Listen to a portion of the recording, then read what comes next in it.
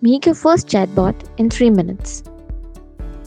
Go to ihakimi.com and click on Start your free trial. And create your workspace and register your business.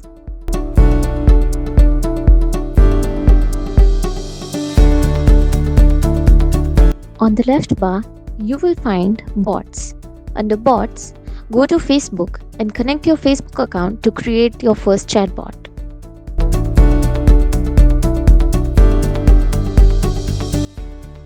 After connecting your account, you can see the option Create Bot and click there to make your first chatbot.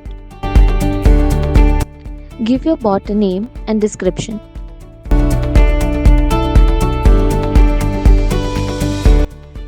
You are now in the flow builder of ihakimi. Here, you will find options and buttons to create your chatbot. Connect your flow with each message or each button that connects your flow, and you can see that how your chatbot is working.